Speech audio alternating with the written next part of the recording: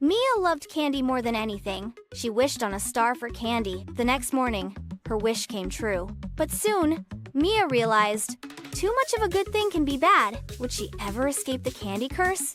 Story. Mia had a sweet tooth.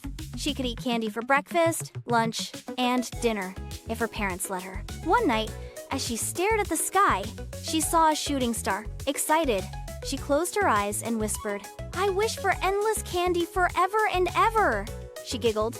Imagine never running out of sweets. Then, she fell asleep, dreaming of chocolate rivers and lollipop trees. A sugary dream come true. The next morning, Mia woke up to something amazing. Her room was filled with candy. Chocolate bars stacked like books, gummy bears bouncing on her bed, cotton candy hanging from the ceiling like clouds. She ran downstairs. Her whole house had turned into candy. The sofa was made of marshmallows, the tables were giant cookies, and the floor was covered in jelly beans. Her parents were nowhere to be seen. Mia squealed with delight. "This is the best day ever!" She ate and ate. Chocolate for breakfast, caramel for lunch, ice cream for dinner.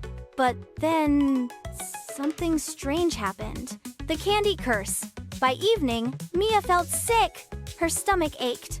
Her teeth hurt, her hands were sticky, and her feet were stuck in melted chocolate. She tried to drink water, but it had turned into syrup. She tried to eat something healthy, but all the fruits had turned into gummy versions. Panic filled her. She wanted real food. She ran outside, but the world had changed. Trees were candy canes, roads were licorice, and the sky was pink like bubblegum. And worst of all, she was all alone. The lesson of balance. Mia sobbed. She didn't want candy anymore. She just wanted her family, her friends, and normal food. Then, she remembered something her mom always said. Too much of anything is never good. Mia looked up at the sky. Another shooting star!